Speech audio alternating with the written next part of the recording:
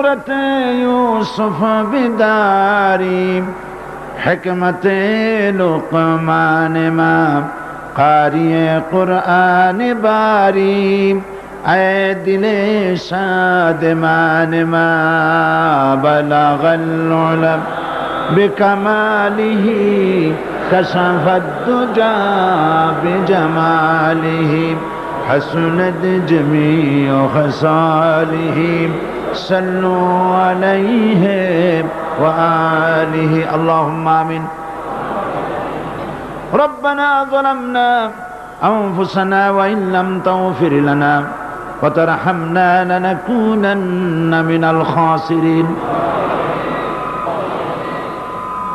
परवरदिगार आलम, শাহানশাহ, রাজাধিরাজ, সম্রাটের সম্রাট, বিশাল আকাশের জমিনের মালিক আল্লাহ রব্বুল আলামিন চট্টগ্রামের ইতিহাসের স্মরণকালের কোরআনে কারিমের সর্বশ্রেষ্ঠ মাহফিল নিয়ে কয়েকবার দরুদ সালাম পড়ে তোমার দরবারে আমরা হাত তুলেছি।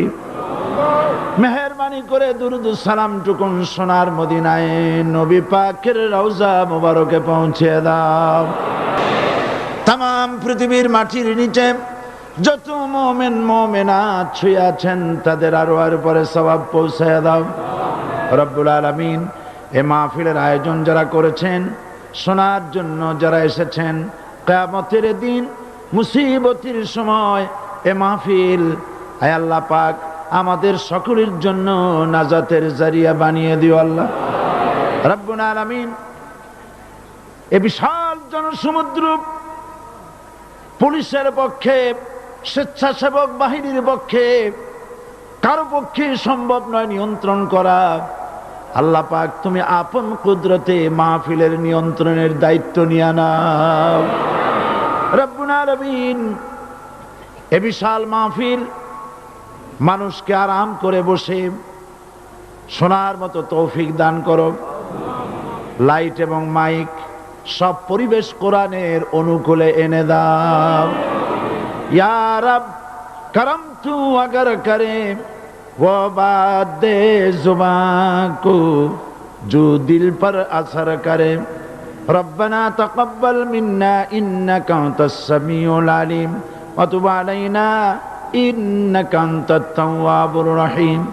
सुब्हान रब्बिका रब्बिल इज्जति अम्मा यसिफून व सलामुन अलल मुरसलीन वल्हम्दुलिल्लाहि रब्बिल आलमीन।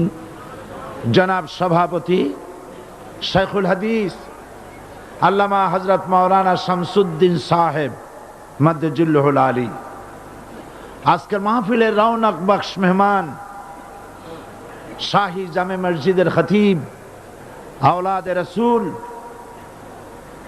हजरत मौलाना अनवार ताहिर अल जाबिरी अल मदनी अतालल्लाहु उम्रहु व बारकाल्लाहु फी हयाती आमीन। आजकेर महफिले उपस्थित हजरात उलमाए किराम, मजलूम आलिम दीन हजरत मौलाना मुफ्ती इजहारुल इस्लाम चौधरी, आजकेर मंचे उपस्थित বিএনপির জাতীয়তাবাদী দলের সংগ্রামী নেতা জনাব মীর নাসির সাহেব, জনাব গোলাম দস্তগীর সাহেব, জাহাঙ্গীর সাহেব, বিভিন্ন রাজনৈতিক দলের নেতৃবৃন্দ, সমাবেশে আগত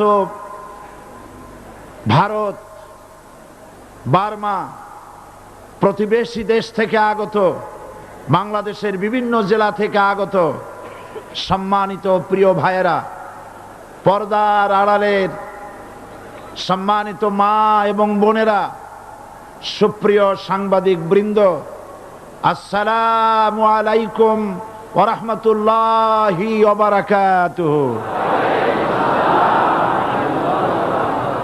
মহান আল্লাহ রব্বুল ইজ্জত ওয়াল জালাল তার দরবারে লাখো কোটি শুকর আদায় করি যে মহান আল্লাহ তাবারক ওয়া তাআলা কোরআন শরীফের এ বিশাল মাহফিল, গোটা বিশ্বে কোরআন শরীফ তাফসীরের সর্বশ্রেষ্ঠ মাহফিল চট্টগ্রাম ইসলামী সমাজ কল্যাণ পরিষদ কর্তৃক আয়োজিত চট্টগ্রাম আউটার স্টেডিয়ামে এই বিশাল জনসমুদ্রে আমরা শরীক হতে পেরে আল্লাহ পাকের দরবারে নত শিরে শুকরিয়া জ্ঞাপন করছি, পড়ছি আলহামদুলিল্লাহ।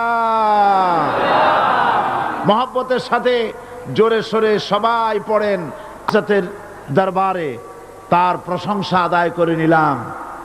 তিনি দয়া করে সমস্ত ষড়যন্ত্রের জালকে আপন কুদরতে টুকরা টুকরা করে ছিন্ন ভিন্ন করে ইসলামের বিজয়, কোরআনের বিজয় চট্টগ্রামবাসীর গলায় বিজয়ের মালা পরিয়ে দিয়েছেন।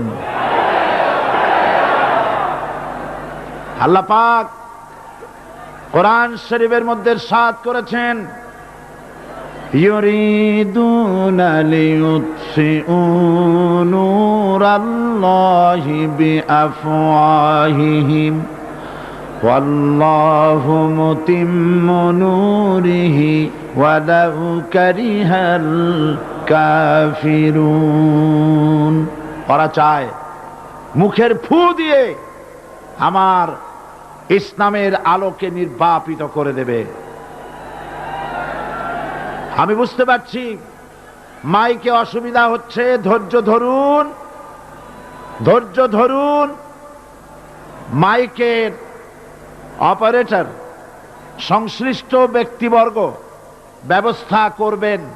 আপনারা শুধু আল্লাহকে বলেন তিনি যেন দয়া করে মাইকের আওয়াজ সর্বত্র তার গোলামদের, বান্দা বান্দীদের শোনার জন্য সুযোগ করে দেন।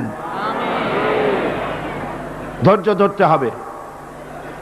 তারপরেও বলে রাখি, কোন এলাকার মানুষ যদি শুনতে নাও পারেন, আল্লাহ না করুন শুনতে নাও পারেন, লক্ষ লক্ষ মানুষ শুনতেছে, তার ডিস্টার্ব করবেন না। অসংখ্য রেকর্ড হচ্ছে, tape recorder, audio video, CD VCD হচ্ছে, ঘরে বসে শুনতে পারবেন। যদি আজকে কেউ মাহরুম হন, আল্লাহ যেন কাউকে মাহরুম না করেন, বলেন আমিন। ডিস্টার্ব করবেন না, শুনলে ডিস্টার্ব করবেন। আল্লাহ পাক তৌফিক দান করুন ধৈর্য ধরার, বলি আমিন।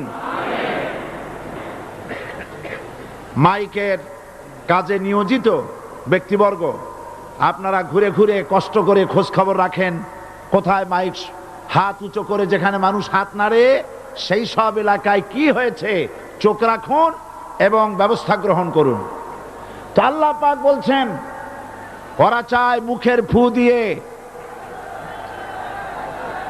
শুনতে পারবেন, থামেন, শুনতে পারবেন, অপেক্ষা করেন। আল্লাহ পাক বলছেন মুখের ফু দিয়ে ওরা আমার আলোকে নির্বাপিত করতে চায়, কিন্তু আমার আলোকে তারা নির্বাপিত করতে পারবে না। আমি আমার দ্বীনকে পূর্ণতা দান করব। জোরে বলেন আলহামদুলিল্লাহ।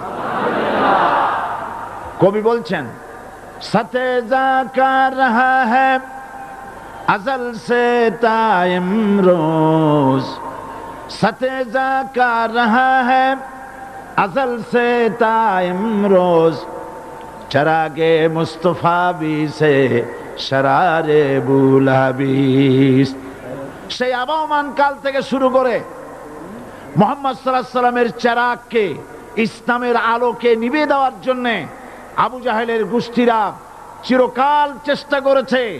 আল্লাহ পাক তাদের এই বাতিলের সৃষ্ট টর্নেডো, গর্কি, জলোচ্ছ্বাস, ঘূর্ণিঝড়কে সবকিছু উপেক্ষা করে মুহাম্মদ সাল্লাল্লাহু আলাইহি সাল্লামের ইসলামের, আল্লাহর ইসলামের চেরাগকে, বাতিকে জ্বালিয়ে রেখেছেন। জ্বলছে, জ্বলবে, কিয়ামত পর্যন্ত কেউ নিভাতে পারবে না।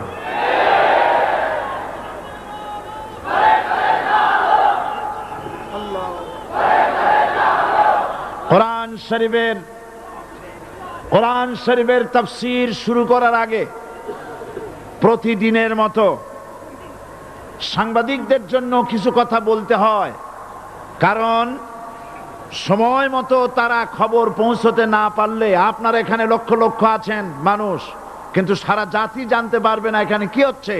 এই জন্য আমি আজকের বক্তৃতায় কি সব কথা আনবো, তাফসীরের মাধ্যমে কি সব কথা আসবে, তার একটা সামারাইজ, তার সার সংক্ষেপ, অর্থাৎ নিউজের হেডলাইন যেমন বলা হয় সেরকম কিছু কথা 2-1 মিনিটে বলেই কোরআন শরীফের তাফসীর শুরু করব। বেমাশিয়াতিল্লাহ, বিইজনিল্লাহ, বেফাদলিল্লাহ। সেই কথাগুলি হচ্ছে, এই পৃথিবীতে নবী রাসূলগণের আগমন ঘটেছিল, উদ্দেশ্য ছিল এই আল্লাহর জমিনে আল্লাহর মানুষের উপরে আল্লাহর বিধান কায়েম করা। এটাই ছিল নবীদের আগমনের উদ্দেশ্য। আর শয়তানের আগমনের উদ্দেশ্য ছিল আল্লাহর বিধানের পরিবর্তে ধর্ম নিরপেক্ষ মতবাদ কায়েম করা। এজন্যে পৃথিবীর কোন নবী, কোন রাসূল ধর্ম নিরপেক্ষ ছিলেন না, সবাই ছিলেন ধর্মের পক্ষে। রাসূলুল্লাহর অসংখ্য সাহাবীদের মধ্যে একজন সাহাবীও ধর্মের ব্যাপারে নিরপেক্ষ ছিলেন না। গোটা বিশ্বের সমস্ত মুহাদ্দিস, মুফাসসির এবং বড় বড় ওলামা, পীর বুজুর্গ, এমন একজন লোক পাওয়া যাবে না যিনি ধর্মনিরপেক্ষ মতবাদের অনুসারী ছিলেন। তাই ধর্মনিরপেক্ষ মতবাদের অনুসারী হওয়ার অর্থই হচ্ছে পবিত্র কোরআন হাদিসের সরাসরি অমান্য করা এবং আল্লাহ ও তার রাসূলের সাথে বিদ্রোহ ঘোষণা করার শামিল। ধর্মনিরপেক্ষ মতবাদ শয়তানের আবিষ্কৃত মতবাদ বলেই দুনিয়ার অধিকাংশ ইহুদি, খ্রিস্টান, মুশরিকরা এই মতবাদের অনুসারী। ইসলাম সম্পর্কে অনভিজ্ঞ পৃথিবীর কিছু কিছু মুসলিম দেশের কিছু কিছু নামধারী মুসলমান ধর্মনিরপেক্ষ মতবাদের ষড়যন্ত্রে পা দিয়েছে। আল্লাহ তাদেরকে রক্ষা করুন। আমরা বলি আমিন, সবাই বলি আমিন। বিশ্বের সমস্ত বিধানগুলোতে সেকুলারিজম, ধর্মনিরপেক্ষ মতবাদের অর্থ করা হয়েছে ধর্মহীনতা এবং ধর্ম বিরোধিতা। এর বাস্তব দৃষ্টান্ত আমরা দেখতে পাই বর্তমান যে সরকার আছে, তাই সেই সরকারের আমলের ভিতরে আমরা এই জিনিসটা দেখতে পাই। সত্য কিনা বলেন? সত্য কিনা বলুন? এই দলটির নাম ছিল আওয়ামী মুসলিম লীগ। এই দলটির নাম ছিল কি? আওয়ামী মুসলিম লীগ। তখন তারা নারায়ে তাকবীর, আল্লাহু আকবার ধ্বনি দিত, স্লোগান দিত, কিন্তু ধর্মনিরপেক্ষ মতবাদ দলীয় আদর্শ হিসাবে গ্রহণ করার কারণে নারায়ে তাকবীর, আল্লাহু আকবার এই স্লোগান তারা বর্জন করেছে। 1972 সনে যখন তারা ক্ষমতায় এলেন, তখন সংবিধানের শিরোনামে মুসলিম প্রথা সিদ্ধ বিসমিল্লাহির রহমানির রহিম তারা পরিত্যাগ করেছিল। সমস্ত বিশ্ববিদ্যালয়ের মনোগ্রাম থেকে ইকরা বিসমি রব্বিকাল্লাযী খালাক, রব্বি জিদনি ইলমা, এটাকে তারা বাদ দিয়েছিল। সলিমুল্লাহ মুসলিম হল, এই নাম থেকে মুসলিম শব্দ বাদ দিয়েছিল। নজরুল ইসলাম কলেজের নাম থেকে ইসলাম শব্দ বাদ দিয়ে শুধু নজরুল কলেজ করেছিল। এগুলি অসত্য না সত্য? বর্তমান এই সরকার ধর্মনিরপেক্ষ হওয়ার কারণে ইসলাম এবং মুসলিম বিদ্বেষী, তার অসংখ্য প্রমাণ এই জাতির কাছে রয়েছে। দেশের শ্রেষ্ঠ সন্তান হচ্ছে আলেম ওলামা, পীর বুজুর্গ। বলেন সুবহানাল্লাহ। দেশের শ্রেষ্ঠ সন্তান পীর মাশায়েখ আলেম ওলামাদের বিরুদ্ধে কোন জায়গায় কোনো দুর্ঘটনা ঘটলেই তাদেরকেই দায়ী করা হয়। হরকুতুল জিহাদ, লাদেন বাহিনী, তালেবান নাম করে আলেমদেরকে গ্রেফতার করে এই সরকার পুলিশ দিয়ে নির্যাতন করেছে সরকার। একথা সর্বজনবিদিত যে সন্ত্রাস এবং হত্যা ধর্ষণের 90% অনুষ্ঠিত হয় কলেজ বিশ্ববিদ্যালয় পড়ুয়াদের মধ্য থেকে। আর চরিত্র সৃষ্টির শ্রেষ্ঠ কারখানা মাদ্রাসাগুলি এই সরকার একটা একটা করে বন্ধ করার পরিকল্পনা গ্রহণ করেছে। মাদ্রাসা শিক্ষাকে সংকুচিত করে ফেলছে। শুধু তাই নয়, দেশে অসংখ্য ভালো মন্দ পত্রিকা আছে, আরো রয়েছে ফুটপাতের অসংখ্য অশ্লীল ম্যাগাজিন, পর্ণ পত্রিকা।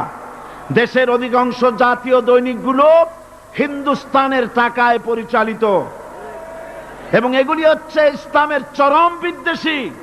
সরকার সেগুলিরই পৃষ্ঠপোষকতা করছে, আর্থিক সাহায্য দিচ্ছে, বিজ্ঞাপন দিচ্ছে। আর অন্যদিকে এদেশের মুসলিম জাতিসত্তার প্রতীক, স্বাধীনতা, সার্বভৌমত্ব, অখণ্ডত্বের অতন্ত্র প্রহরী, জননন্দিত 12 কোটি মুসলমানের কলিজার সাথে সম্পর্ক দৈনিক ইনকিলাব পত্রিকাকে বন্ধ করার ষড়যন্ত্র হিন্দুস্তানের গোলাম সরকার হাতে নিয়েছে।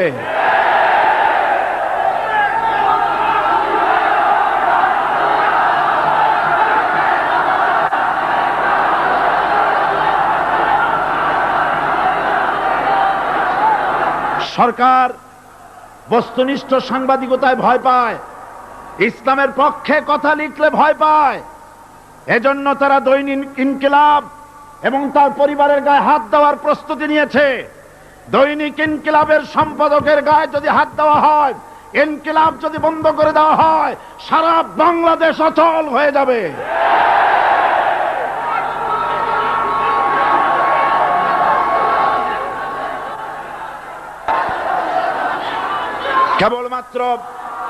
কেবলমাত্র ইসলামী রাষ্ট্র ব্যবস্থাই পারে হত্যা, ধর্ষণ, চুরি, ডাকাতি, জেনা, ব্যভিচার থেকে রক্ষা করে একটি সন্ত্রাসমুক্ত সমৃদ্ধ একটি বাংলাদেশ উপহার দিতে পারে কেবলমাত্র ইসলামী রাষ্ট্র ব্যবস্থা। সুতরাং অবস্থা দৃষ্টে মনে হয় এরা যদি আরেক আল্লাহ না করুন, বলেন আল্লাহ না করেন, আল্লাহ না করেন, আল্লাহ না করেন, এরা যদি আরেকটাবার ক্ষমতায় যেতে পারে, ৭২-এর সংবিধানকে পুনরুজ্জীবিত করে ধর্মনিরপেক্ষ মতবাদ কায়েম করবে, সেজন্য আজ গোটা তাওহীদবাদী মুসলমানদেরকে জানতে হবে ধর্মনিরপেক্ষ মতবাদ একটি কুফরি মতবাদ। ওলামারা আমাকে সাক্ষী দেন, ধর্মনিরপেক্ষ মতবাদ কুফরি মতবাদ কিনা। এই কুফরি মতবাদকে বাংলাদেশের মাটিতে যাতে কার্যকরী করতে না পারে, তার জন্য গোটা তাওহীদি জনতা রুখে দাঁড়ান। আল্লাহ পাক সে তৌফিক গোটা জাতিকে দান করুন বলে আমিন। এবার আসুন কোরআনে কারীমের যে কথাগুলি আমরা আলোচনা করতে চাই, আপনাদের সামনে সূরা বাকারার 255 নম্বর আয়াত আমি তেলাওয়াত করে গত 2 দিন আলোচনা করেছি। আজকে আসেন সেই যেখান থেকে শেষ করেছিলাম সেখান থেকে আলোচনা শুরু করে যাক। সবাই আমার সাথে পড়েন, আউযু বিল্লাহি শাইতানির রাজিম, বিসমিল্লাহির রাহমানির রাহিম। আল্লাহু লা ইলাহা ইল্লা হুয়াল হাইয়ুল কাইয়্যুম, লা তাখুযুহু সিনাতুন ওয়ালা নাওম, লাহু মা ফিস সামাওয়াতি ওয়া মা ফিল আরদ, মান যাল্লাযী ইয়াশফা'ু ইনদাহু ইল্লা বিইذনিহি, ইয়ালামু মা বাইনা আইদিহিম ওয়া মা খালফাহুম ওয়া লা ইউহিতুনা বিশাইইন মিন ইলমিহি ইল্লা বিমা শাআ, ওয়াসি'a কুরসিয়্যুহুস সামাওয়াতি ওয়াল আরদ ওয়া লা ইয়াউদুহু হিফযুহুমা ওয়া হুয়াল আলিয়্যুল আযীম। সাদাকাল্লাহুল আযীম। আমি এই সূরার এই আয়াতের আলোচনা করতে গিয়ে আপনাদের সামনে বলেছিলাম কোরআন শরীফের সর্বশ্রেষ্ঠ আয়াত হচ্ছে হাদিস অনুযায়ী কোন আয়াত? আয়াতুল কুরসি।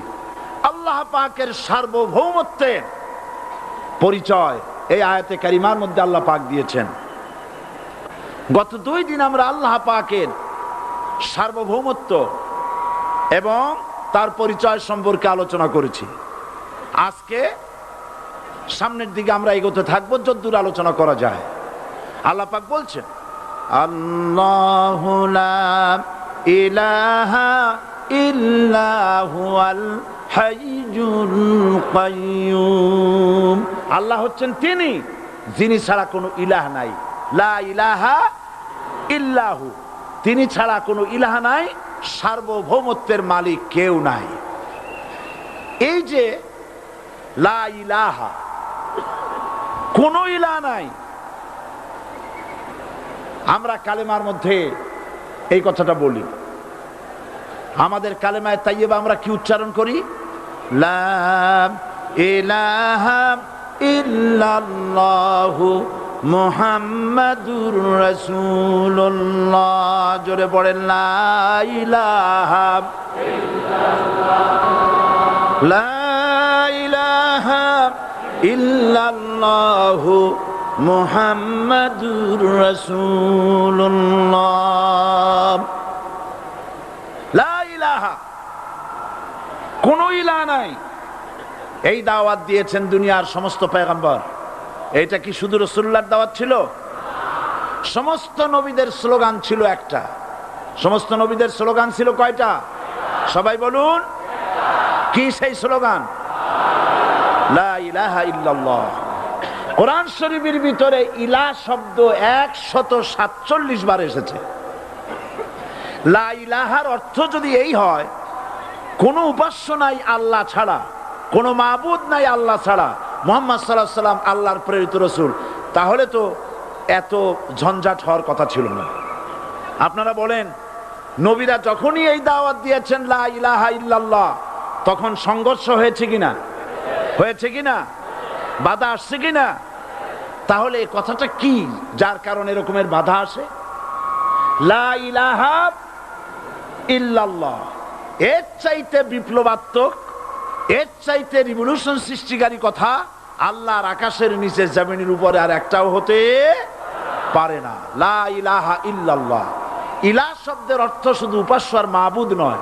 ইলাহ শব্দের অর্থ হচ্ছে আইনদাতা, ইলাহ শব্দের অর্থ হচ্ছে শাসনকর্তা, ইলাহ শব্দের অর্থ হচ্ছে বিধানদাতা।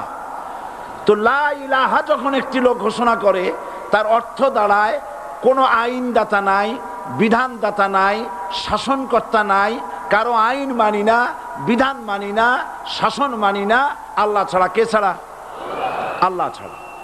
এই কালেমার দাওয়াত যখন পয়গম্বরেরা দিয়েছেন, তখন 3 শ্রেণীর লোকেরা বাধা দিয়েছে। বলেন কয় শ্রেণী? সবাই বলেন। 3 শ্রেণীর লোকেরা বাধা দিয়েছে। লক্ষ্য করুন।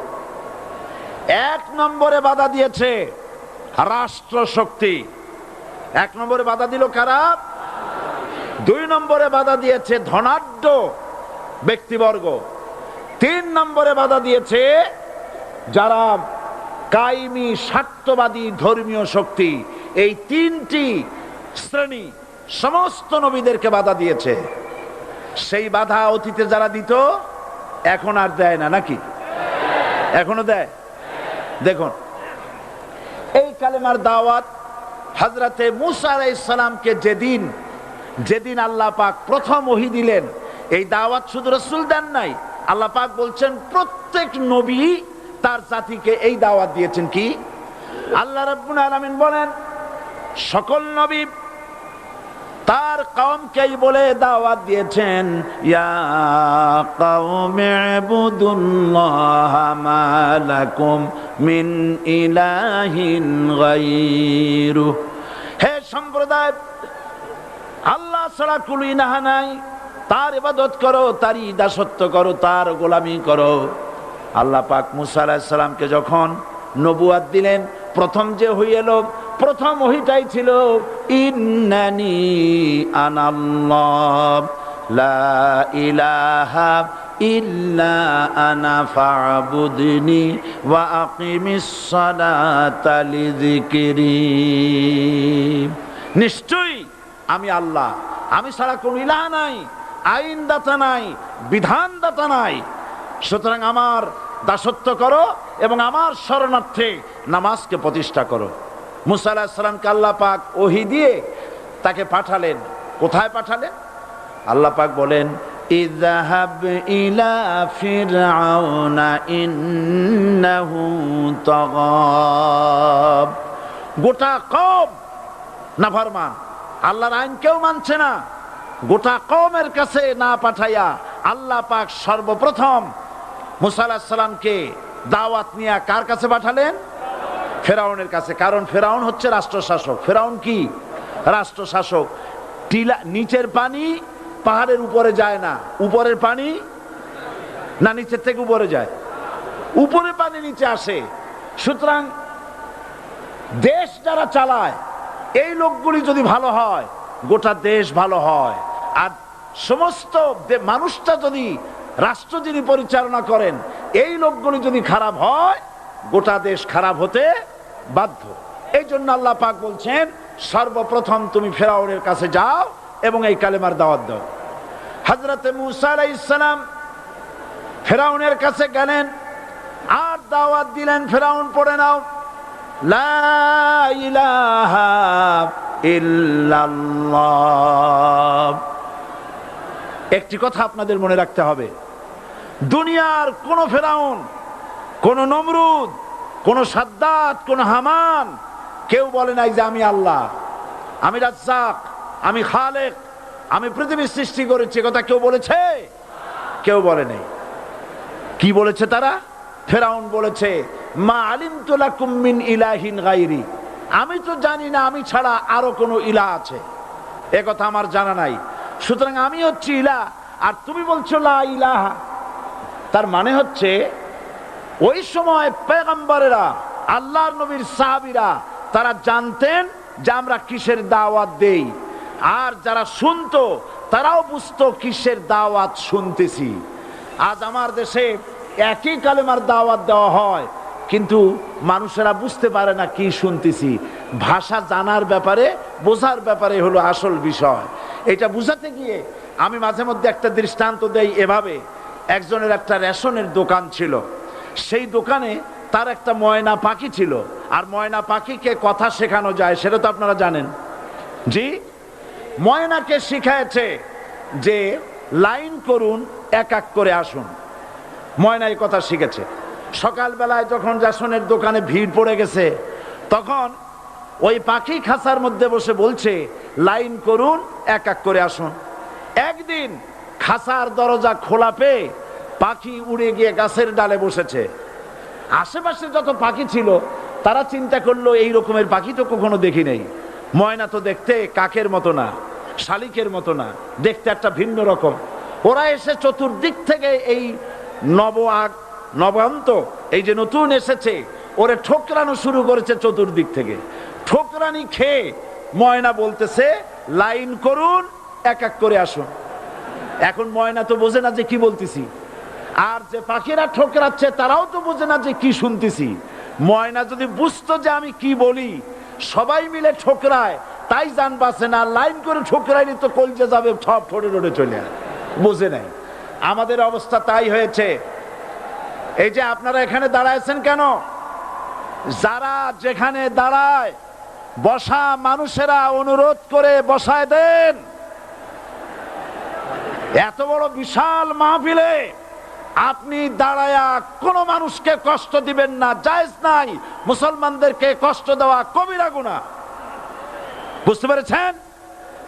যে যেখানে দাঁড়িয়েছে আপনারা বসা মানুষেরা তাদেরকে বসায় দেন। এত বড় বিশাল মাহফিলে আপনি দাঁড়ায়া কোনো মানুষকে কষ্ট দিবেন না, জায়েজ নাই। মুসলমানদেরকে কষ্ট দেওয়া কবিরা গুনাহ। বুঝতে পেরেছেন?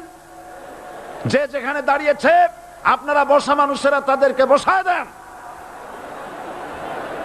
সুতরাং এই কালেমার দাওয়াত যখন হযরতে মুসা আলাইহিস সালাম দিলেন, ফেরাউন বলল, আমি তো জানি না যে আমি ছাড়া আরো কোন ইলা আছে, আইনদাতা তো আমি, তুমি নতুন কোথা থেকে আইনদাতা নিয়ে আসছো? ফেরাউন বলছে দেখো, আমারে বাদ দিয়া যদি অন্য কাউকে ইলাহ বলে তুমি মানো আর সেই শিক্ষা যদি যে জাতিকে দাও, তাহলে আমি তোমাকে ধরে লাআজআলান্নাকা মিনাল মাসজুনিন, আমি তোমাকে কারারুদ্ধ করব, আমি তোমাকে জেলখানায় ঢুকিয়ে দেব। রাষ্ট্রশক্তি প্রথম বাধা দিল কারা? বলেন সবাই। সেই বাধা কি ওখানে শেষ হয়েছে না এখনো আছে? আছে কিনা জোরে বলেন। আমি তোমাকে জেলখানায় ঢুকাবো। হযরত মুসা আলাইহিস সালাম বলেন, ফেরাউন রে, জেলের ভয় আমি করি না, আমাকে জেলের ভয় দেখায়া লাভ নাই, আমি আল্লাহ পাকের পয়গম্বর। হযরত মুসা আলাইহিস সালাম, ফেরাউনের দলবল আছে, লোক লস্কর আছে, তার অস্ত্রের অভাব নাই। আল্লাহ রাব্বুল আলামিন মুসা আলাইহিস সালামের কাছে একটা অস্ত্র দিয়া দিলেন। দিছিলেন কিনা? দিছিলেন কিনা? আল্লাহ পাক হযরত মুসা কি বলেছেন? ওয়া মা তিলকা বিয়ামিনিকা ইয়া মুসা, মুসা রে তোমার হাতে ওটা কি? মুসা আলাইহিস সালাম বললেন এটা লাঠি। আল্লাহ পাক বললেন ফেলে দাও লাঠি। লাঠি ফালায় দিলেন, কি হয়ে গেল? হিয়া হাইয়াতুন তাসআ, লাঠি হয়ে গেল। এখন লাঠি পড়ে সাপ হয়ে গেল। সাপ দেখে নবী হোক, ওলি হোক, সাহাবী হোক আর আলেম হোক, সাপ দেখলে ভয় করে না মানুষের? মুসা আলাইহিস সালাম ভয় পাইছে। আল্লাহ রাব্বুল আলামিন হযরত মুসাকে শোনায় দিলেন, খুযহা ওয়া লা তাখাফ সানুঈদুহা সিরাতাহাল উলা,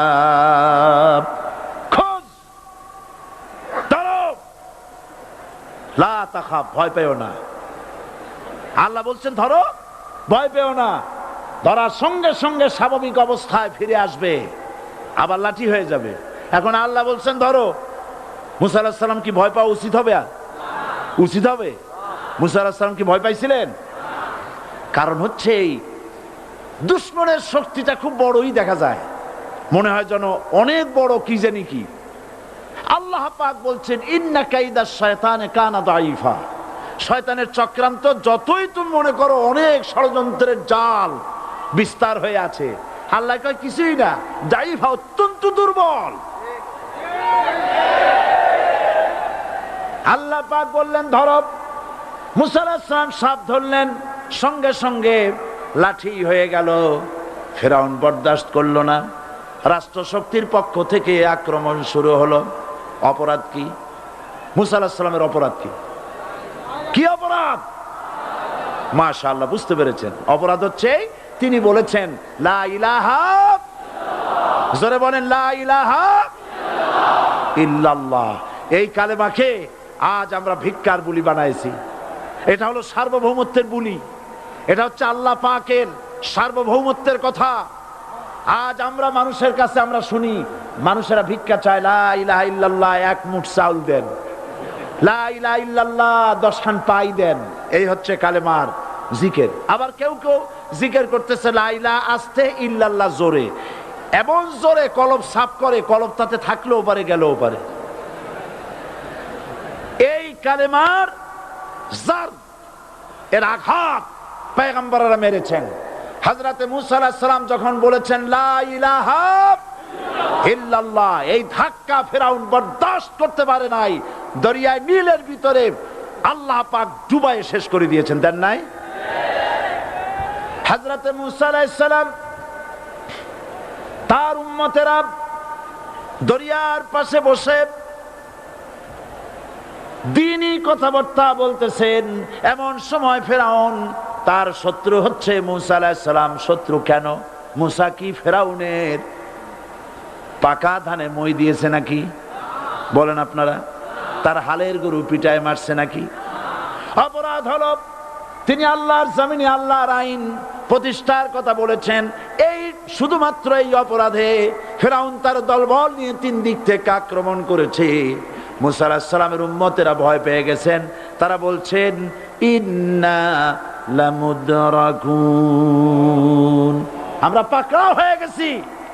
তিন দিকে সাঁড়াশি আক্রমণ, তিন দিকে শত্রু, একদিকে দরিয়া, পালাবার রাস্তা আছে? হযরত মুসা আলাইহিস সালাম ভয় পেয়ে গেলেন, সারেন্ডার করলেন না। হযরত মুসা আলাইহিস সালাম বললেন, কাল্লা, কখনো নয়, ভয় পাওয়ার কোনো কারণ নাই। রব্বি সায়াহদিন, অবশ্যই আমার রব আমার জন্য রাস্তা করে দিবেন। ভয় পাইও না, আমার রব রাস্তা করে দিবেন। আল্লাহ রাব্বুল আলামিন হযরত মুসা আলাইহিস সালামকে অর্ডার করলেন, হাতের লাঠি দিয়া দরিয়ার উপরে আঘাত করো। হযরত মুসা আলাইহিস সালাম দরিয়ার উপর আঘাত করলেন। রাস্তা ছিল দরকার একটার, এক বাড়িতে আল্লাহর হুকুমে লাঠি দিয়ে একটি আঘাত করার সঙ্গে সঙ্গে হযরত মুসার তার সঙ্গী সাথী দরিয়া পার হওয়ার জন্য দরিয়ার মধ্য দিয়ে আল্লাহ 12টা রাস্তা পয়দা করে দিলেন। সে আল্লাহ আছে না নাই? এত আসতে বলেন কেন? ভয় পাওয়ার কারণ আছে? রাষ্ট্র শক্তি বাধা দিয়েছে সমস্ত নবীদেরকে। কেন? নবীদের চরিত্র খারাপ?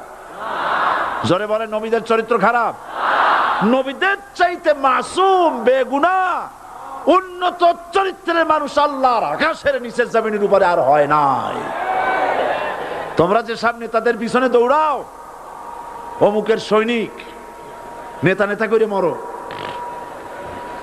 এইসব নেতা যাদের পিছনে দৌড়াও, এই নেতাগুলি, আমি জিজ্ঞেস করি আপনাদেরকে, এই নেতাগুলি জীবনে একবারও জেনা করে নাই? এ ব্যাপারে অনুসারীরা আপনারা কি নিশ্চিত? মিথ্যা কথা জীবনেও কয় নাই, প্রতারণা করে নাই, ঠাট্টা করে নাই, বিদ্রুপ করে নাই, মদ খায় নাই, মানুষ হত্যা করে নাই। কিসের নেতা? নেতা হচ্ছেন সেই ব্যক্তি যিনি বলেছেন, ও আমার স্ত্রীরা, ও আমার সাহাবীরা, রাতের আধারে আমার মধ্যে যা আচরণ দেখতে পাও, দিনের আলোতে আমার মধ্যে যা দেখতে পাও, সবগুলি খুলে খুলে মানুষের কাছে বলে দাও। তার নাম বিশ্বনবী মুহাম্মদ রাসূলুল্লাহ সাল্লাল্লাহু আলাইহি ওয়াসাল্লাম।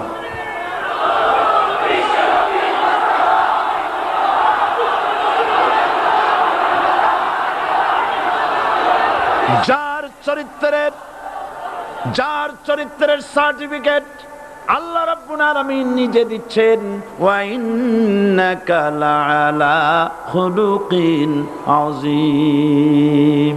নবী হে, উন্নত চরিত্রের উপরে আপনি প্রতিষ্ঠিত। সুবহানাল্লাহ। কে সার্টিফিকেট দিচ্ছেন? আযীম, আযীম। আরবিতে চওড়াকে বলা হয় আরিদ, গভীরতাকে বলা হয় আমিক। কত প্রশস্ত, যা মাপার কোনো ফিতা নাই, কত গভীর, যা মাপার কোনো যন্ত্র নাই, এইটাকে আরবিতে বলা হয় আজিম। সুবহানাল্লাহ বলতে ইচ্ছে করে না? ও নবী, তোমার চরিত্র এমন যা মাপার মতো যন্ত্র পৃথিবীতে নাই। এই সার্টিফিকেট দিলেন কে? সমস্ত নবীরাই চরিত্রবান, নবীরা মাসুম, বেগুনাহ। সুবহানাল্লাহ বিহামদিহি। সেই নবীরা মার খান নাই? খেয়েছেন কিনা বলেন? কারা মেরেছে? রাষ্ট্র শক্তি। কারা মেরেছে? কারণ নবীরা বলেছেন, লা ইলাহা ইল্লাল্লাহ। পড়েন সবাই, লা ইলাহা ইল্লাল্লাহ।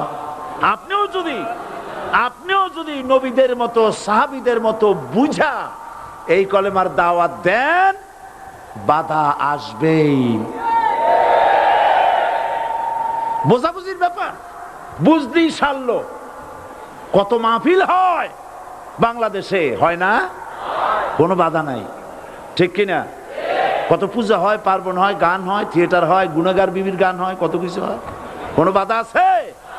তাফসীরের মাহফিলে বাধা। কারণ ওরা বুঝতে পেরেছে এ তাফসীরের মাহফিলে গাজীর গীত হয় না, এ তাফসীরের মাহফিলে আল্লাহর সার্বভৌমত্ব কায়েমের আন্দোলন চলে।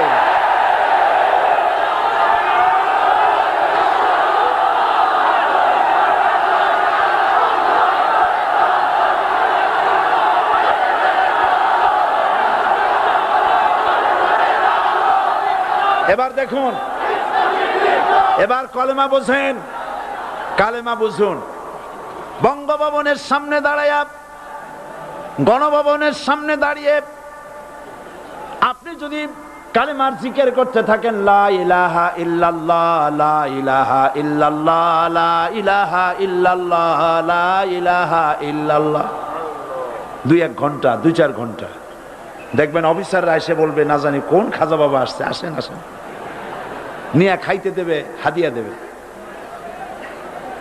যেহেতু যিনি পড়তেছেন উনি বোঝেন না কি বলতেছেন, আর যারা দাওয়াত দিয়ে নিয়ে গেল ওরা টের পাই নাই যে কি কি শুনে দাওয়াত দিতেছে। কিন্তু আপনি যদি বঙ্গভবন, গণভবন, সেক্রেটারিয়েট আর পার্লামেন্ট এর ভিতরে ঢুকে যদি বলেন, কোন মানুষের তৈরি করা আইন মানি না, কোন সরকারের সার্বভৌমত্ব স্বীকার করি না, কারো বিধান মানি না, কারো তৈরি করা আইনের সামনে মাথা নত করি না, আল্লাহ ছাড়া কারো বিধান মানি না, হাদিয়া আসবে, খাইতে দেবে, পকেটে টাকা দেবে, খাওয়াবে এক জায়গায় নিয়ে, কোন জায়গায়? লাল দালানে। বোঝাবুঝি পয়গম্বরেরা দাওয়াত দিয়েছেন আয়াতুল কুরসি ফরজ নামাজ পড়িয়া। দেখছি অনেকেই জামার বুতাম টুতাম খুলিয়া তারপরে জোরে একটা ফু দেয়। অসুবিধা নাই, ফু আপনি দেন, কিন্তু কি পড়ে ফু দিচ্ছেন আপনি কি বুঝছেন কিছু? সুবহানাল্লাহ। বুঝলি কি এই চেহারা হয়? এতগুলো মানুষ লাগে নাকি বিপ্লব করতে, কালেমার রস কায়েম করতে? 313 জন মুসলমান যথেষ্ট পৃথিবীতে।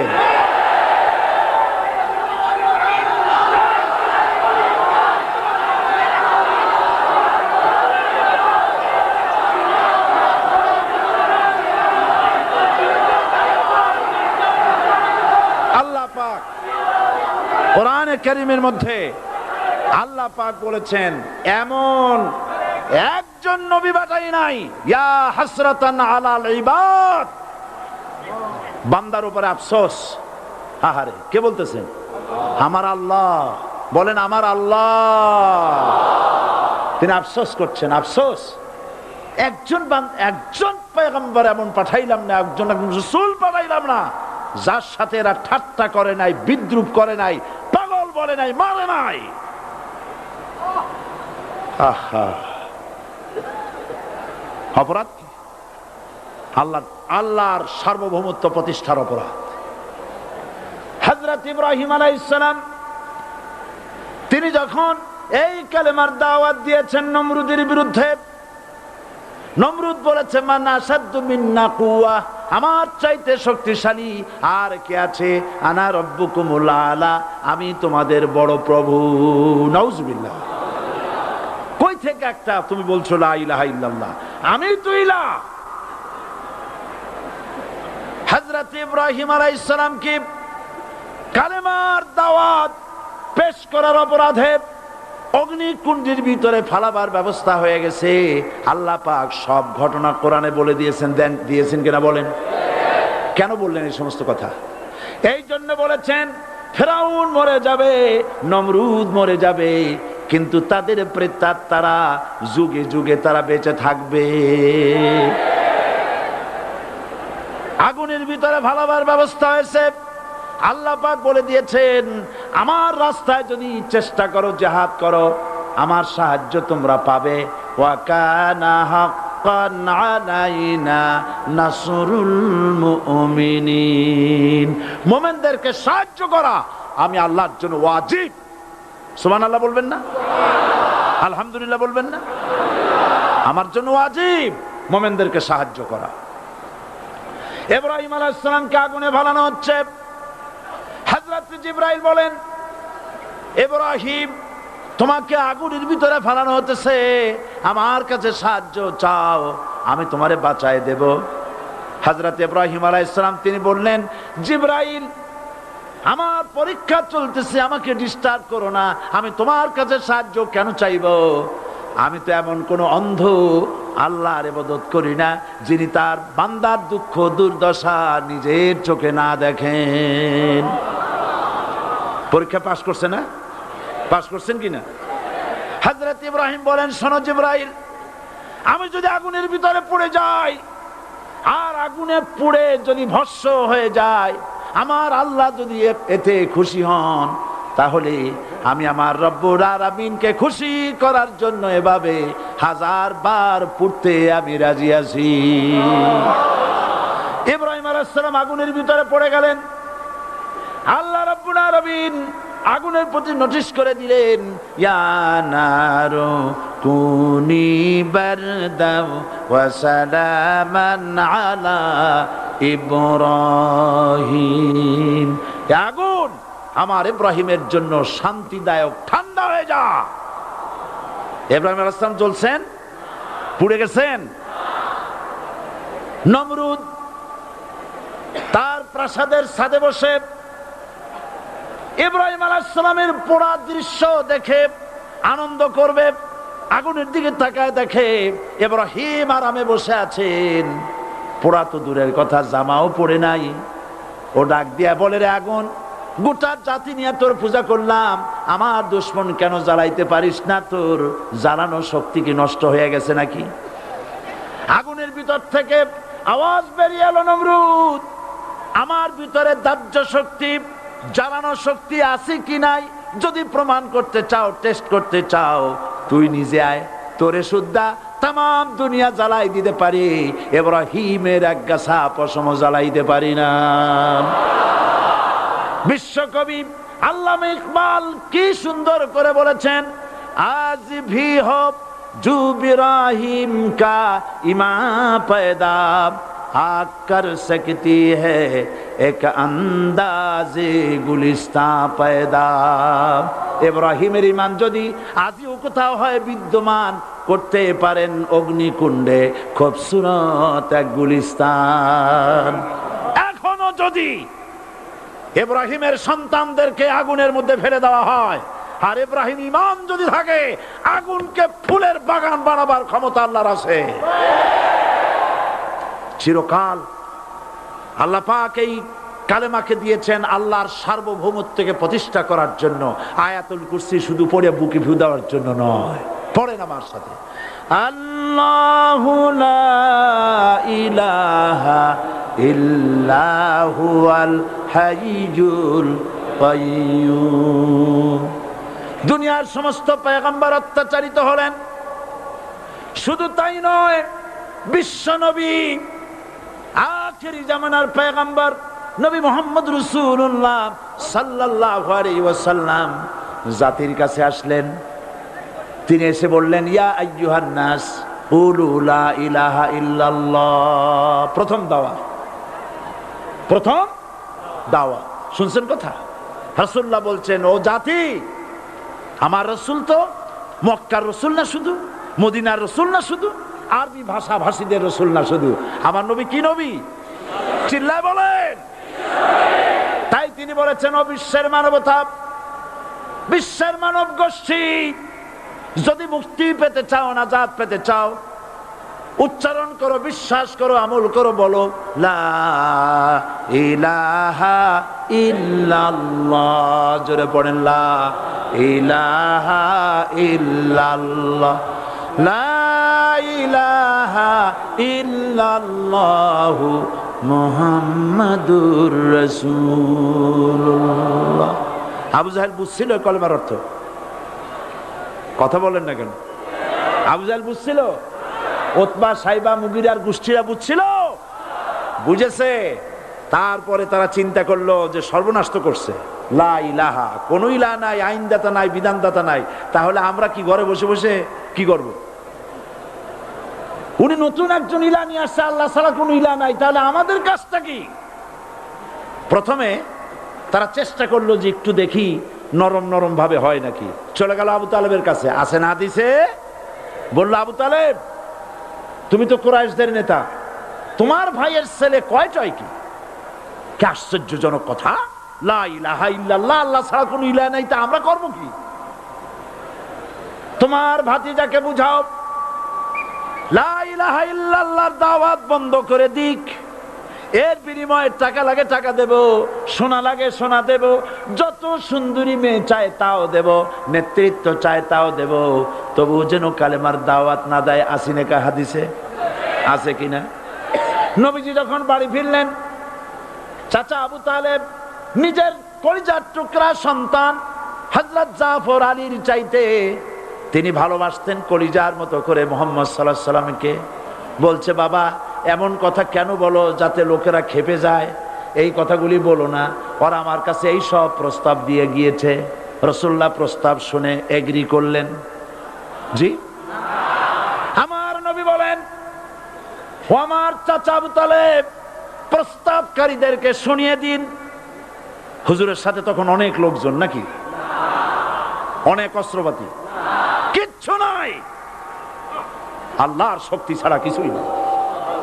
আমার নবী বলেন, ও আমার চাচা আবু তালেব, প্রস্তাবকারীদেরকে শুনিয়ে দেন, যেটা দেওয়া সম্ভব সেটা তো দূরের কথা, যেটা দেওয়া সম্ভব নয় তাও যদি তারা দিতে পারে আমারে, যেমন আকাশের সূর্যটা ধরে এনে ওরা যদি আমার ডান হাতে তুলে দেয়, আকাশের পূর্ণিমার চাঁদটা ধরে যদি বাম হাতে আমার তুলে দেয়, এর বিনিময়ে এক মুহূর্তের জন্য তাওহীদের দাওয়াত আমি বন্ধ করে দেব না। সুবহানাল্লাহ।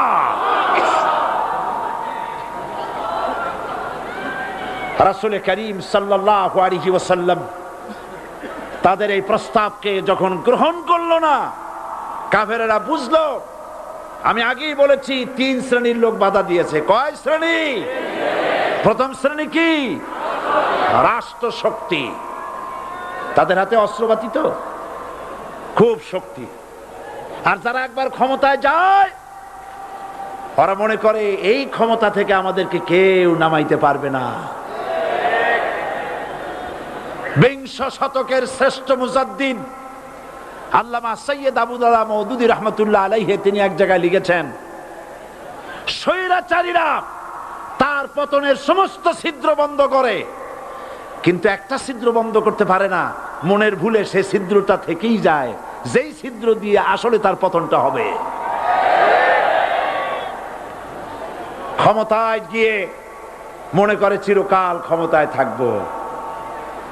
ভারতের প্রধানমন্ত্রী পণ্ডিত জওয়াহরলাল নেহেরু রাঁচি পাগলাগারদে গিয়েছেন, মেন্টাল হসপিটাল। পাগলেরা নেহেরুকে দেখে আশ্চর্য হয়ে গেছে, এত সুন্দর মানুষ, মাথায় কিস্তি টুপি, গায়ে শেরওয়ানি, মুসলমানি ড্রেসই আলাদা, যদিও তিনি হিন্দু ছিলেন, পরেছেন মুসলমানি ড্রেস। শেরওয়ানি কাদের পোশাক? কাদের পোশাক? হাতে ছড়ি নিয়ে হাঁটা, স্টাইল করে, সুন্দর পাজামা, সুন্দর টুপি, সুন্দর সাজসজ্জা করে, মুসলমানদের ড্রেস।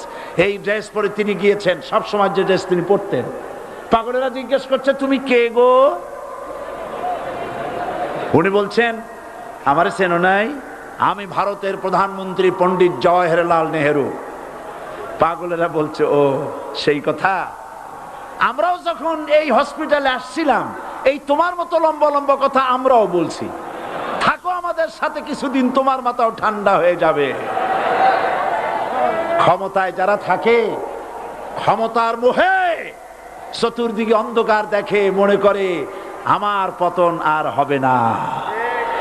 কিন্তু তোমাকে বুঝিবে যে গোকুলে বাড়ি শেষে গাড়ির চাকা সব সময় উপরে থাকে না। গাড়ির চাকা সব সময় উপরে থাকলে গাড়ি তো চলবেই না, গাড়ির চাকা ঘোরে বলেই তো গাড়ি চলে। সুতরাং এই উপরে তোমার চাকা উপরে এখন আছে বলে, তোমার দলের চাকা উপরে আছে বলে যারা মানুষের উপরে জুলুম করছো, আলেমদেরকে ধরতেছো, মুসল্লিদেরকে ধরে ধরে জেলে ঢুকাচ্ছ, সময় আসবে এমন ইন্দুরের গর্ত অপমানা পালাবার জন্য।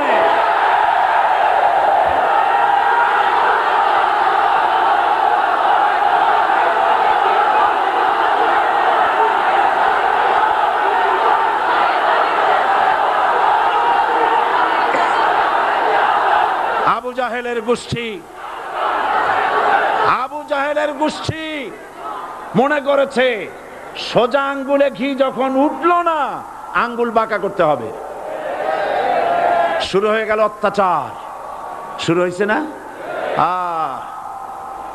হযরত সুমাইয়া রাদিয়াল্লাহু তাআলা আনহা কি নির্মম ভাবে, নিষ্ঠুর ভাবে তাকে শহীদ করা হলো।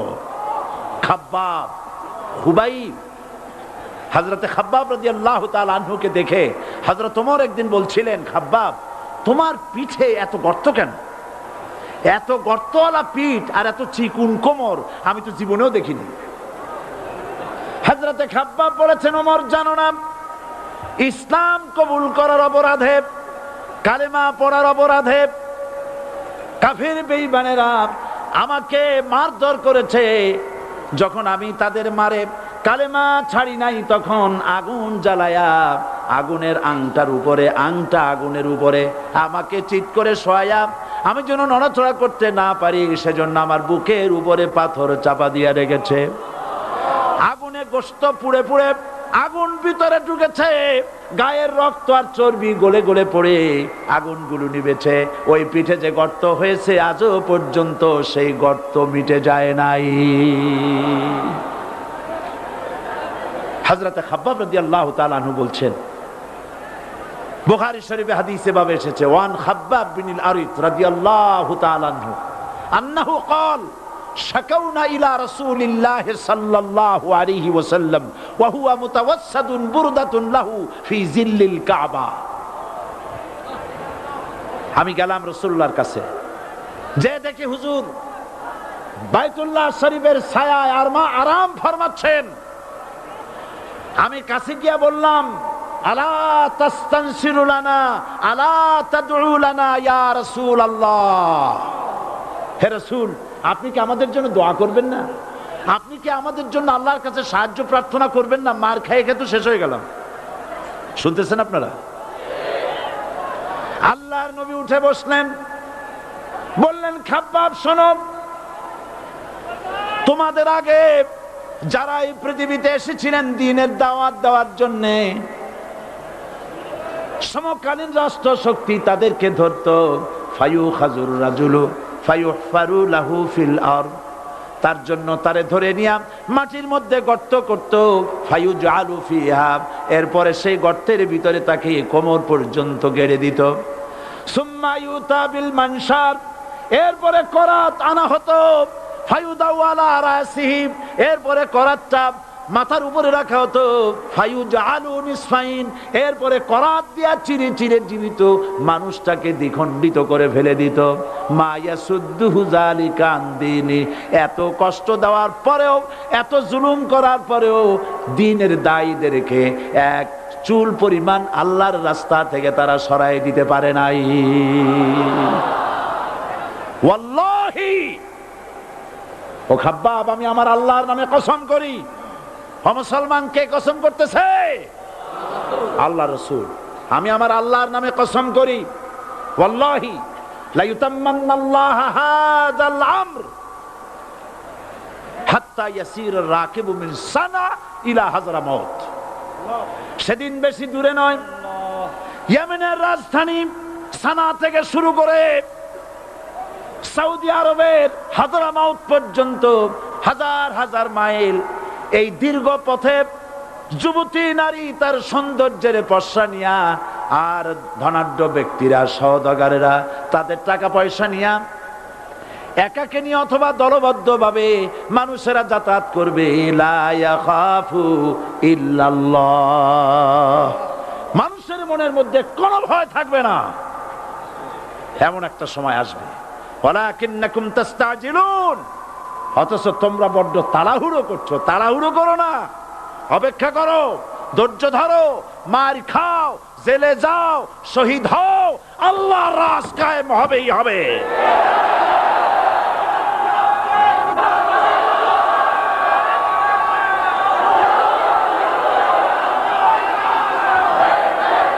বিল্ডিং থেকে শিক্ষা গ্রহণ করুন।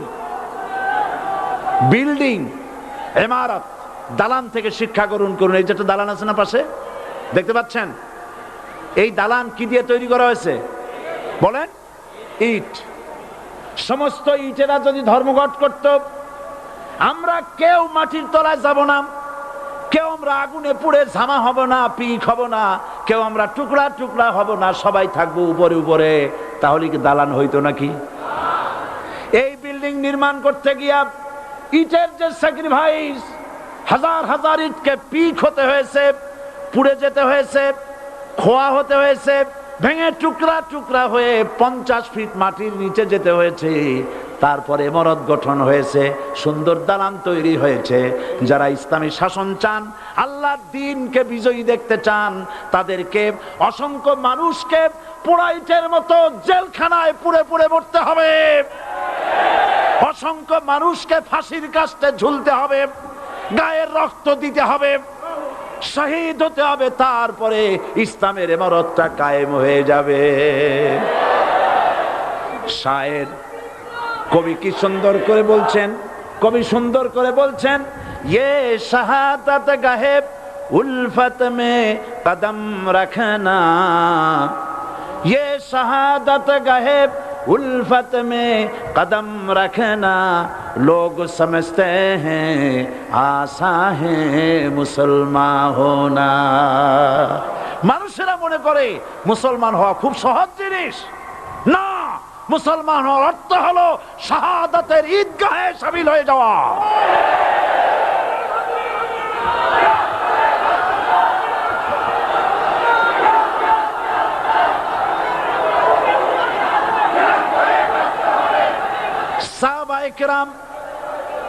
সাহাবায়ে কেরাম মার খেলেন, এবার স্বয়ং আল্লাহর নবীর গায়ে হাত তুলল। আবু জাহেল এসে হুজুরকে মারলেন, গলায় চাদর দিয়া এমন জোরে টান মেরেছে, রাসূলুল্লাহ পড়ে গিয়েছেন। হাদিসে এসেছে হুজুরের চোখ মোবারক ঠিকরে পড়ে যেতেছে, চেহারা মোবারক লাল হয়ে গিয়েছে, জমিনের উপর আছাড় মেরে ফেলেছে। রাসূলের এই অবস্থা দেখে হযরতে হামজা তখনও কাফের ছিলেন, শিকার থেকে এসে তিনি এই দৃশ্য দেখলেন, দাসীর মুখে শুনলেন, ছুটে চলে গেলেন আবু জাহেলের বাড়িতে। যায় বলে, আবু জাহেল রে, তুই মুহাম্মদ সাল্লাল্লাহু আলাইহি ওয়াসাল্লাম মেরেছিস, বল কেন মারলি? এমন ভালো মানুষ তো জীবনে চোখে দেখি নাই, যিনি কোনো মিথ্যা কথা বলেন না, ভালো ভালো কথা বলেন, এক আল্লাহর গোলামি করার জন্য বলেন। এই সব ভালো কথা বলার জন্যই তুই তারে মারলি নাকি? আরে আবু জাহেল, তুই কি মনে করেছিস মুহাম্মদ সাল্লাল্লাহু আলাইহি ওয়াসাল্লাম তার পিতা আব্দুল্লাহ মারা গেছে বলে মুহাম্মদ সাল্লাল্লাহু আলাইহি ওয়াসাল্লাম এতিম হয়ে গেছে মনে করেছিস নাকি? জেনে রাখ, মুহাম্মদ সাল্লাল্লাহু আলাইহি ওয়াসাল্লামের পিতা আব্দুল্লাহ মারা গেছে, কিন্তু চাচা হামজা তো মরে যায় নাই। হাতের ধনুক দিয়া এমন জোরে আঘাত মারলেন, আবু জাহেলের মাথা ফেটে রক্ত ফিনকি দিয়ে বেরিয়ে এলো। হযরতে হামজা ঘরে ফিরে এসে রাসূল করিম সাল্লাল্লাহু আলাইহি ওয়াসাল্লামের মস্তক মোবারক কোলে উঠায় নিলেন আর বললেন, বাবা, তোমাকে মেরেছে বলে আমি আবু জাহেলের মাথাটা ফাটাই দিয়ে আসছি, তুমি খুশি হও। হুজুর বলছেন, চাচা, কার মাথা ফাটাইছো এইটা বলে আমারে খুশি করতে পারবা না।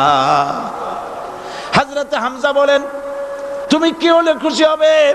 হুজুর বলেন, হামজা চাচা গো, আমি খুশি হব যদি একটিবার চাচা তোমার মুখে শুনতে পাই ঈমানের কালেমা। হযরতে হামজা বলেন, মুহাম্মদ সাল্লাল্লাহু আলাইহি ওয়াসাল্লাম, আমি বুঝতে পেরেছি তুমি কোনো সাধারণ মানুষ নয়। সাধারণ মানুষ হলে পরে তুমি প্রতিশোধে বিশ্বাসী হতে, খুশি হতে। প্রতিশোধে বিশ্বাসী হও নাই, তুমি অবশ্যই আল্লাহর নবী, কোনো সন্দেহ আমার নাই। তুমি সাক্ষী থাকো, আমি পড়ে নিলাম, লা ইলাহা ইল্লাল্লাহু মুহাম্মাদুর রাসূলুল্লাহ। জোরে পড়ে, লা ইলাহা ইল্লাল্লাহু মুহাম্মাদুর রাসূলুল্লাহ। ঘাবড়াবার কারণ নাই।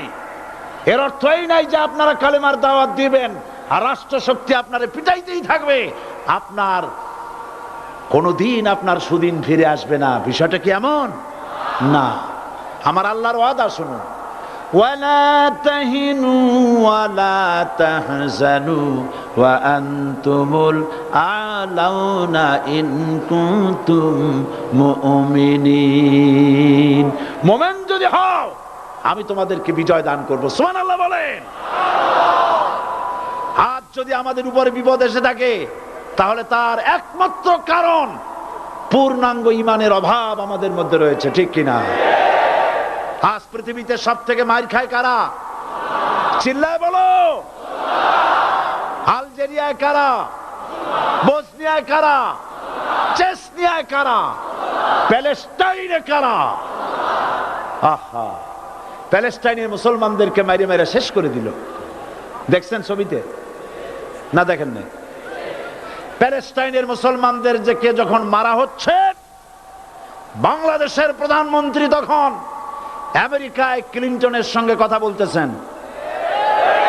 তিনি ক্লিনটনের কাছে তার পিতৃ হত্যার জন্য দায়ী সাজাপ্রাপ্ত 3 জন ব্যক্তিকে ফেরত চাচ্ছিলেন। আমার দৃষ্টিতে এটা কোনো অপরাধ নয়। সন্তান তার পিতার প্রতি আকর্ষণ থাকবেই। আমার আপত্তি সেখানে আপনি প্রধানমন্ত্রী শুধু শেখ পরিবারের প্রধানমন্ত্রী নন, শুধু আওয়ামী লীগের প্রধানমন্ত্রী হওয়া উচিত নয় আপনার।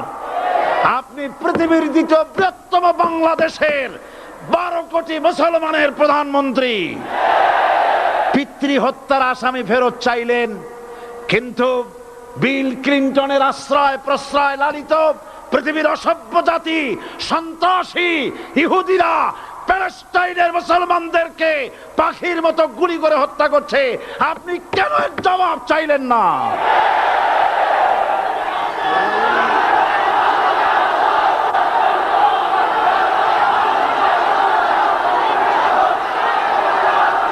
জবাব জবাব আপনি চাইতে পারবেন না, কারণ মুনাফিকদের সাহস হয় না, সাহস হয় মুমিন ব্যক্তির।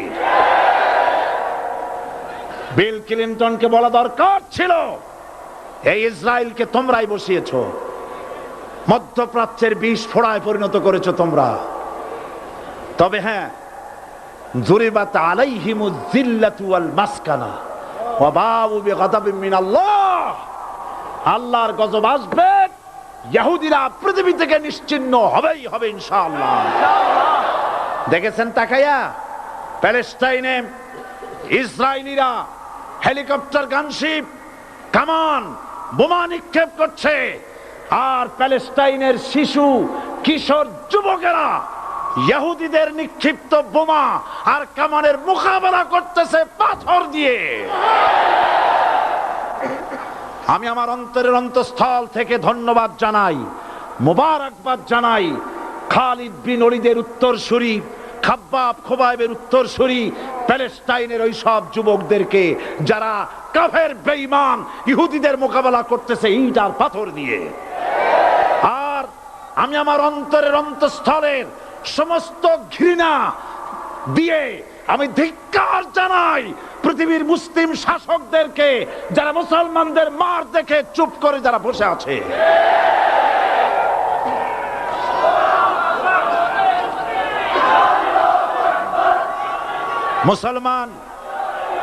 মুসলমান যদি মুসলমানের মতো হয়, 10 জন যথেষ্ট। কয়জন যথেষ্ট? কোথায় আছে কথা? আল্লাহ পাক কোরআন শরীফের মধ্যে বলেছেন, একজন যদি হও ইমানদার মুত্তাকি 10 জনের উপরে বিজয়ী হবে।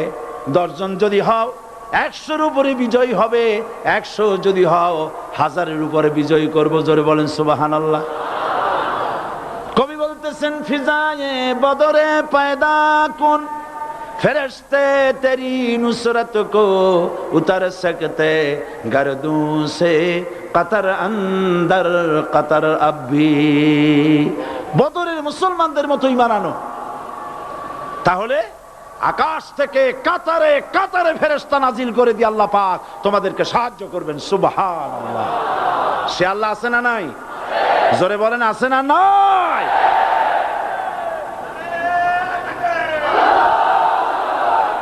সেই আল্লাহ রাব্বুল আলামিন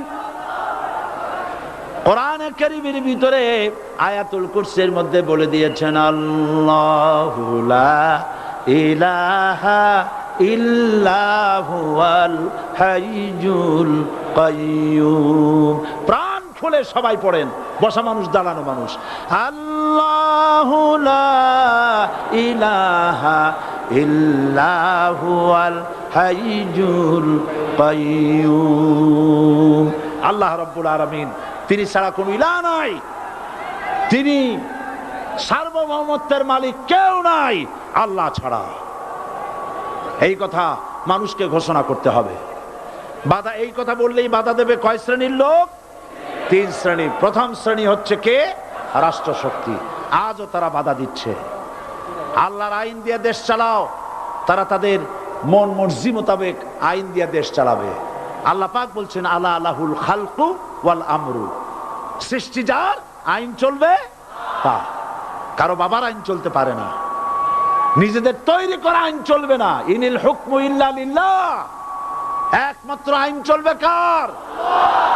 এই আইন রাসূল করিম সাল্লাল্লাহু আলাইহি ওয়াসাল্লাম মদিনায় কোরআন দিয়ে প্রতিষ্ঠিত করেছিলেন।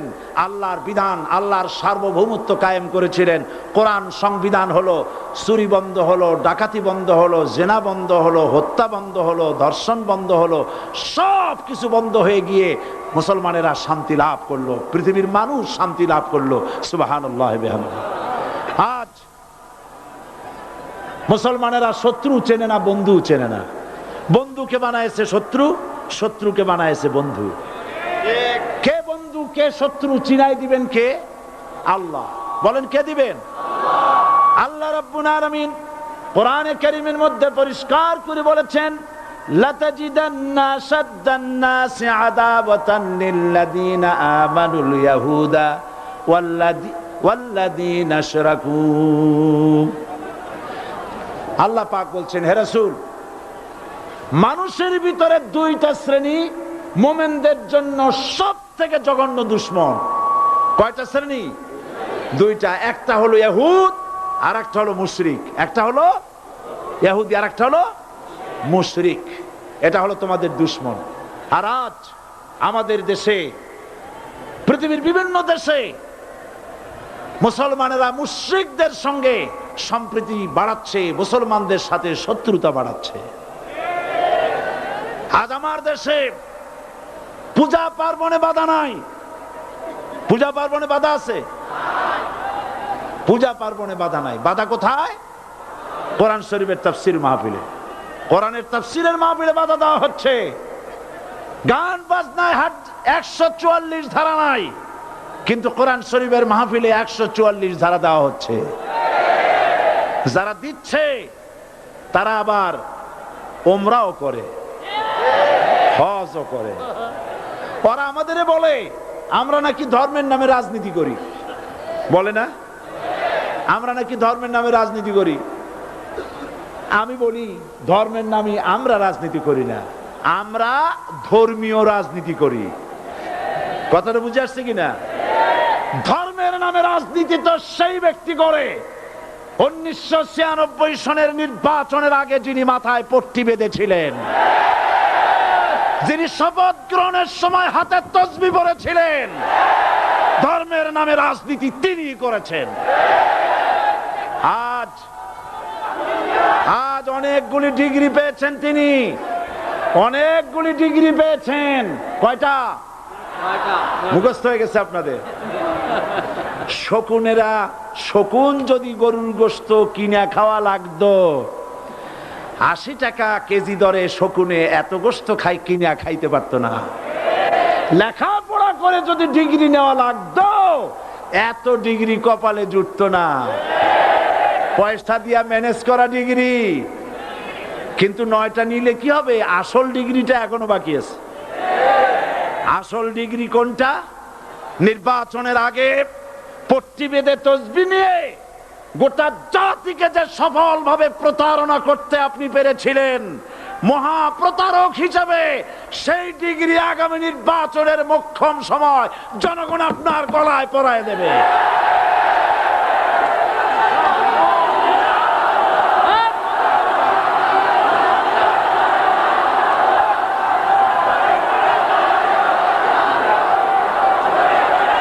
সুতরাং ধর্মের নামে রাজনীতি নয়, আমরা ধর্মীয় রাজনীতি করি। আমরা এই কোরআনের রাজনীতি করি। এই কোরআন নিয়ে বাঁচতে চাই, এই কোরআন নিয়ে মরতে চাই। এই কোরআন থেকে আমাদেরকে বিচ্ছিন্ন করতে চায় কাফের বেঈমান মুশরিকেরা। ও আমার জাতি, কোরআন থেকে যারা বিচ্ছিন্ন করতে চায়, তোমরা কি তাদের বিরুদ্ধে জিহাদের জন্য প্রস্তুত থাকবে?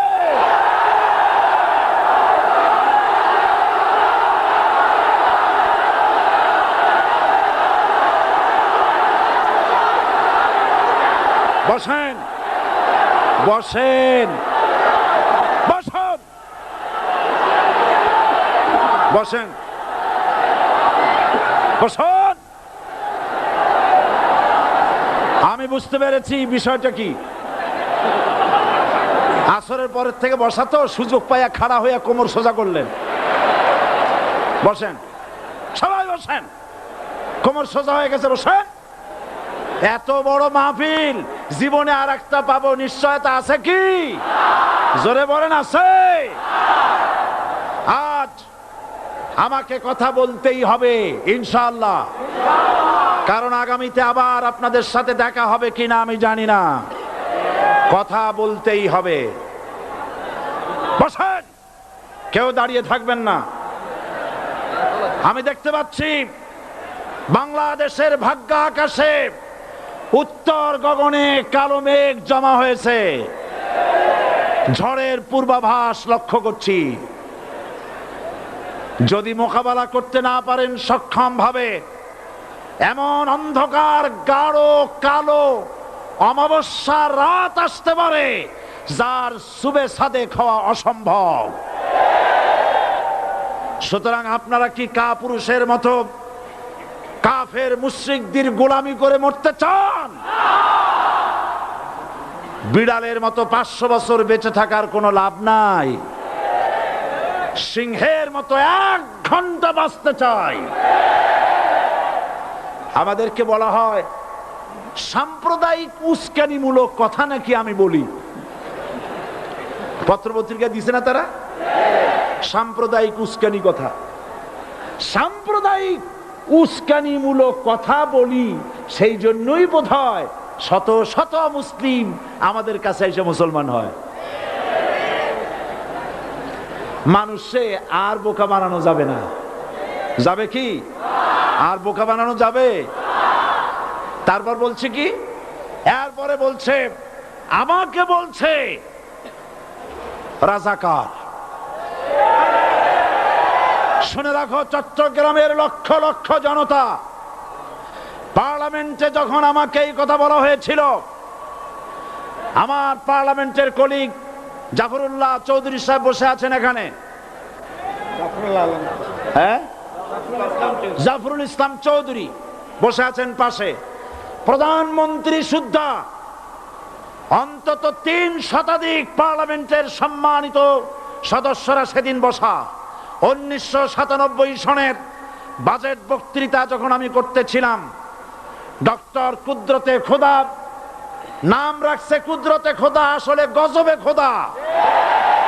এই লোকটি নাস্তিক, ইসলামের চূড়ান্ত দুশমন।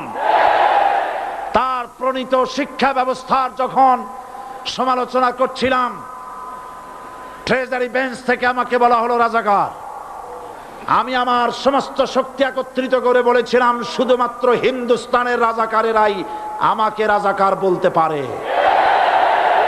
আমি বলেছিলাম 1973 সন পর্যন্ত আমি বাংলাদেশের কোন রাজনৈতিক দলের নেতা এবং কর্মী ছিলাম না। আমি রাজাকার নই। আমাকে রাজাকার বলে যদি তাকেও প্রমাণ করতে না পারে, 10 কোটি টাকার মানহানি মামলা দায়ের করব। আমার এই বক্তব্য সারা দুনিয়া শুনেছে। পার্লামেন্টে আমার এই বক্তব্য রেকর্ড হয়ে আছে। সেদিন 3 শতাধিক পার্লামেন্ট মেম্বারের কেউ আমার চ্যালেঞ্জ গ্রহণ করেন নাই। যে কোনো ব্যক্তি পার্লামেন্টে গিয়ে আমার বক্তৃতা দেখে আসতে পারেন।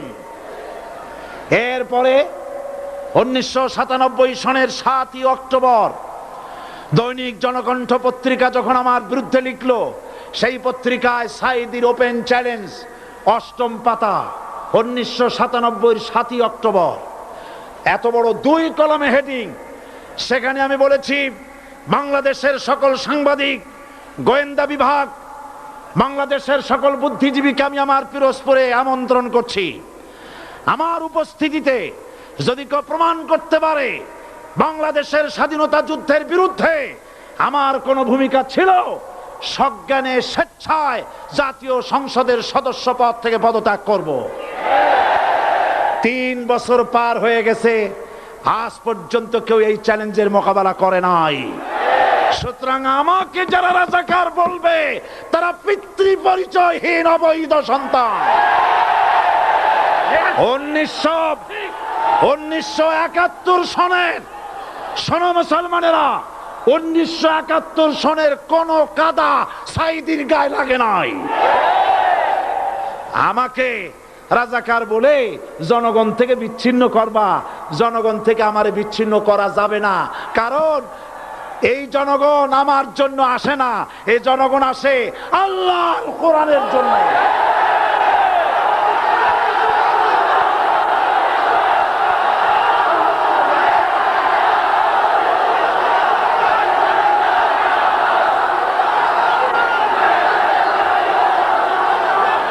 আজকে আর যারা ইসলামের কথা বলে, যারা ইসলামের কথা বলে তারাই রাজাকার, তারাই মৌলবাদী।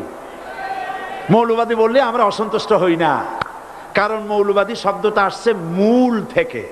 মৌল শব্দ এসেছে মূল থেকে।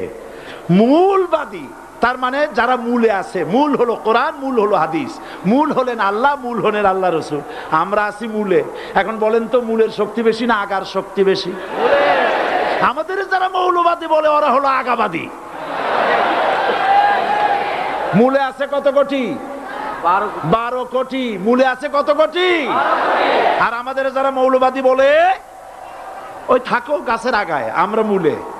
লাফালাফি বেশি করবা না, 12 কোটিতে গাছের গোড়া আসতে নানা দেবে, মামু বাড়ি দিল্লি গিয়ে পড়বা, বাংলার জমিনে জায়গা হবে না। এ কথা বিশ্বাস করো।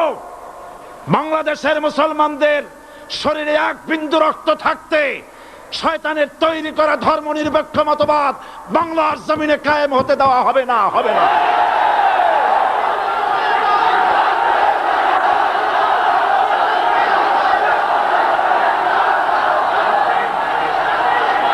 রাসূল করিম সাল্লাল্লাহু আলাইহি ওয়াসাল্লাম কোরআন প্রতিষ্ঠার জন্য আন্দোলন করেছিলেন।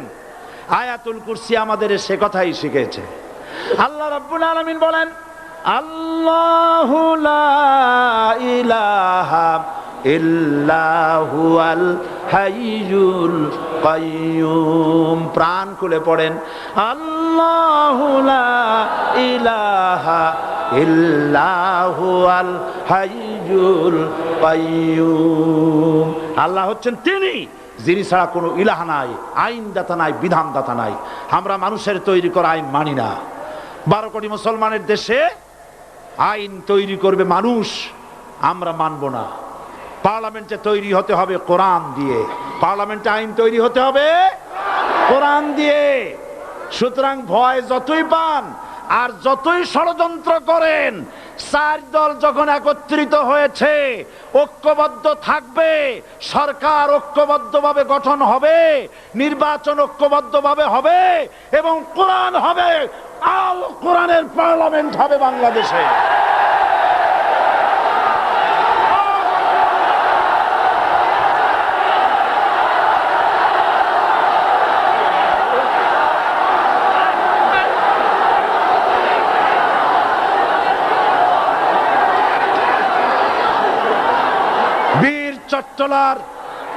বীর চট্টলার মুসলমানেরা, বীর চট্টলার মুসলমানেরা স্বাধীনতার ঘোষণা এই চট্টগ্রাম থেকে স্বাধীনতার মহান ঘোষক প্রেসিডেন্ট জিয়াউর রহমান সাহেব দিয়েছিলেন। এই চট্টগ্রাম থেকেই ইসলামী রাষ্ট্রের ঘোষণা হবে।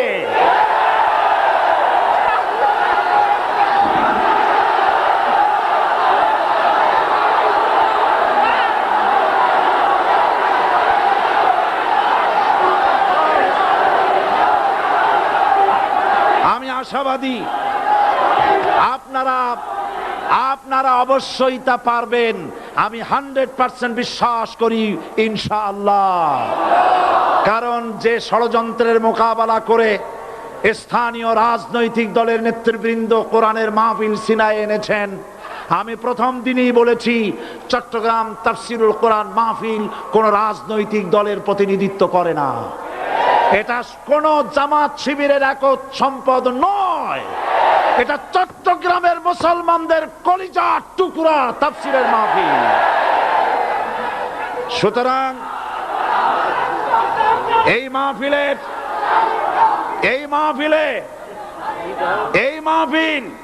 চট্টগ্রামে থাকবে ইনশাআল্লাহ কিয়ামত পর্যন্ত। 144 ধারা 288 হয়ে গেছে, ষড়যন্ত্র পায় পায় চলে গেছে।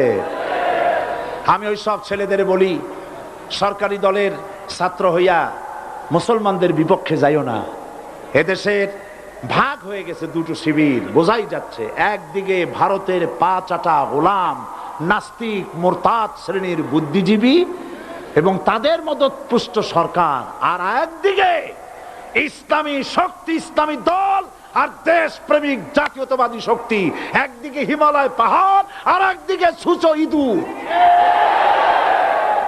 আল্লাহ বিজয় দেবে মুসলমানদের। কাদের বিজয় হবে? বাংলাদেশে কোরআনের রাজ কায়েম হোক, তাকে আপনারা চান?